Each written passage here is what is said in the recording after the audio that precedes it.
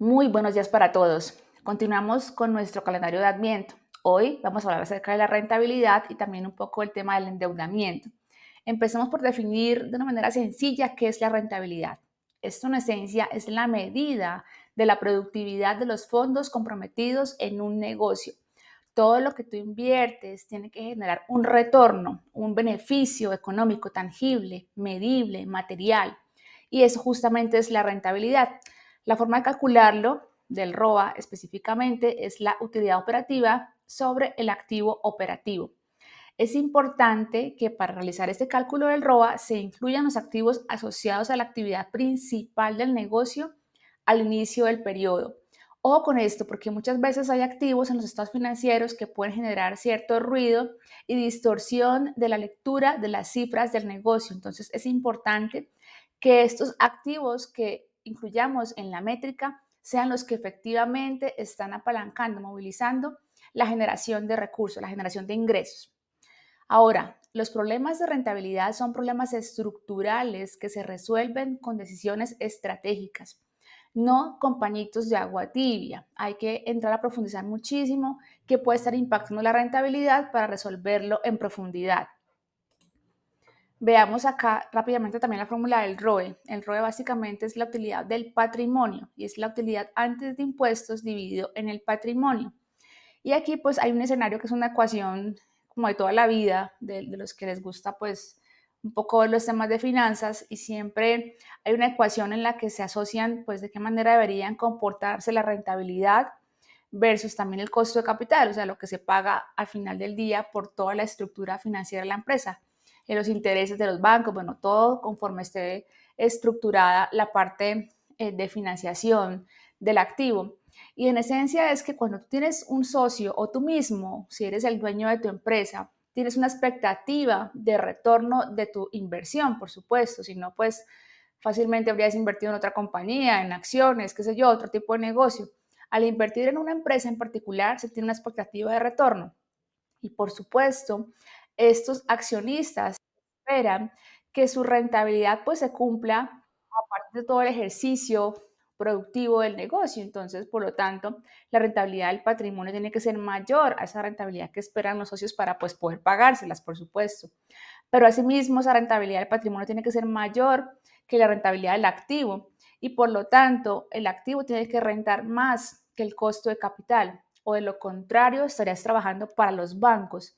Y suele suceder con mucha frecuencia, realmente es más usual de lo que uno cree, que las empresas hacen un esfuerzo brutal por generar ingresos, pero al final del día no generan beneficios porque terminan pagando todo en intereses. Entonces, esta ecuación te da una visual de cómo está evolucionando tus números en términos de rentabilidad y si efectivamente estás llegando a la cifra que te piden los accionistas de la empresa.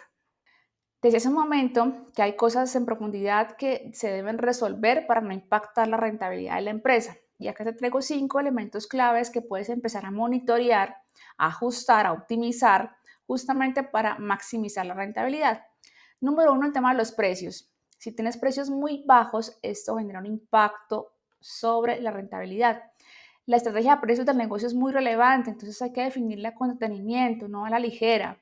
Hay que ser muy, digamos, rigurosos en la forma como se fijan precios. A veces da miedo subirlos, pero no, mira, no hay que competir por precios, hay estrategias de diferenciación contundentes que puedes abordar y que te permiten generar más valor para el cliente, y por supuesto, este estará dispuesto a pagar mucho más por tus productos.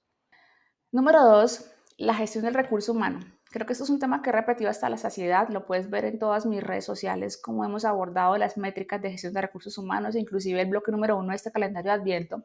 Es justamente eso. Tengo videos extensos en los que profundizamos acerca de cómo gestionar estos temas de recursos humanos que finalmente son los que pegan sobre el EBITDA.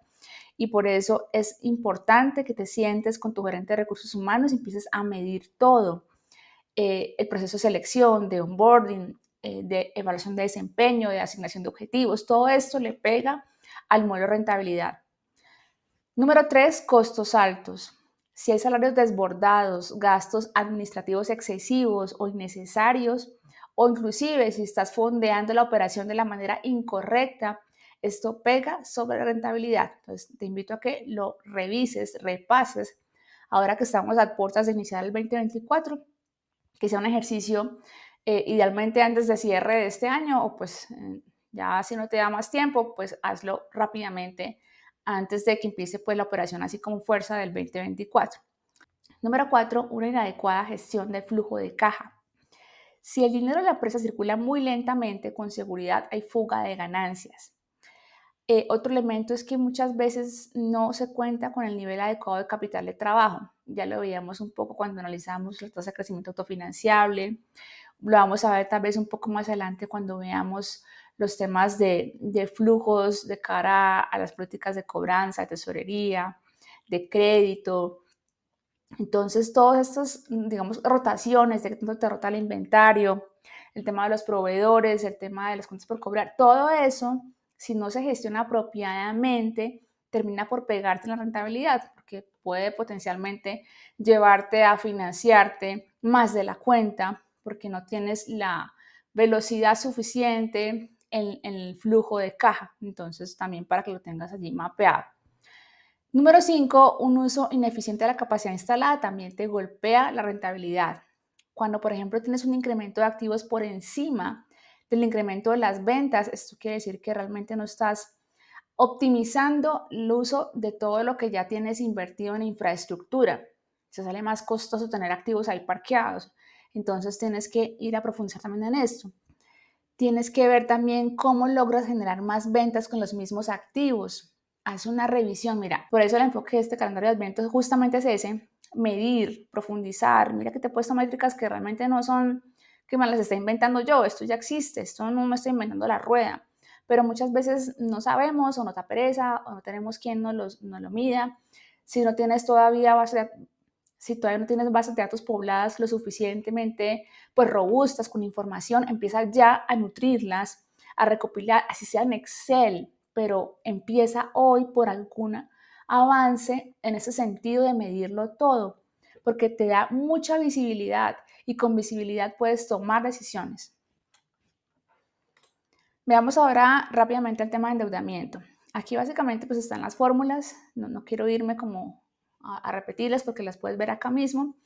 Lo que te quiero resaltar en este momento es que no es suficiente capturar indicadores con cuentas de balance, es decir, con el estado de situación financiera, sino tienes que ir también a incorporar métricas de flujo de caja, que son complementarias para poder ver realmente el endeudamiento, porque es que a veces las cifras frías de solamente el estado de situación financiera te dan una lectura como si tú fueras a cerrar la empresa hoy.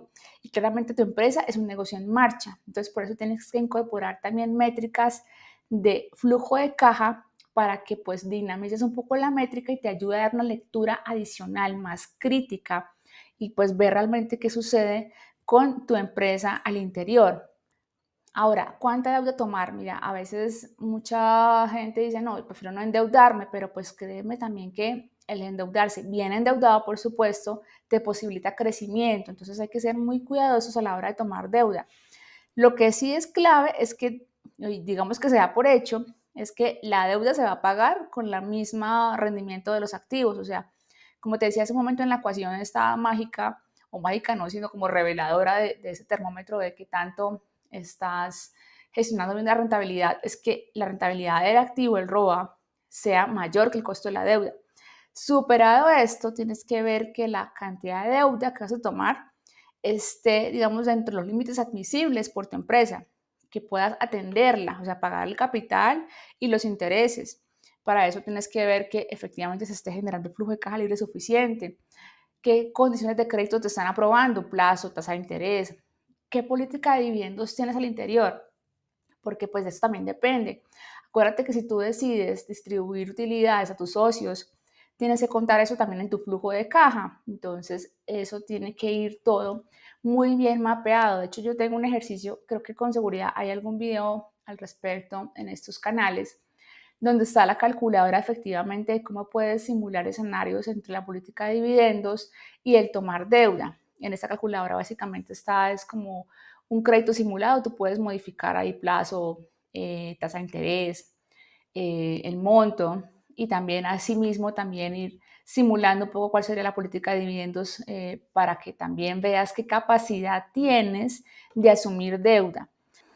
Ahora, acuérdate que la deuda no es la única manera de fondear tu operación, ¿no? Hay más alternativas con inversión privada, con alternativas de crowdfunding. Bueno, de hecho yo tengo también un contenido que es poco más de 2 horas, un taller que se llama Más Recursos, donde abordamos 15 alternativas de fondeo. Y está básicamente distribuido en 3 capítulos, uno que es como el diagnóstico de la estructura financiera que tienes hoy. Luego ya se describen las 15 alternativas y al final pues ya se habla de cómo diseñar un portafolio de fondeo a la medida. ¿Por qué? Porque es que tú tienes que tener en cuenta la velocidad de crecimiento de tu negocio, la aversión al riesgo de los dueños, de los gerentes, en qué etapa del ciclo de vida de la empresa está tu negocio, porque no es lo mismo fondear un negocio que está en etapa preoperativa que fondear otro que ya está escalando porque ya tiene un modelo de negocio probado, porque está en fase de innovación, de automatización, es muy diferente.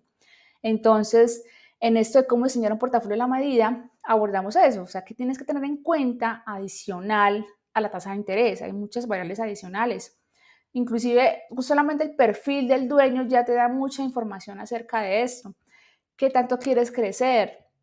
No es lo mismo fondear un negocio que quiere crecer el 20% anual que uno que quiere crecer a los 5x, o sea, 5 veces más de lo que creció el año anterior. Es muy distinta la estrategia y por eso te invito a que también repases estos contenidos. Concluimos acá por hoy. Continuamos mañana con nuestro siguiente contenido.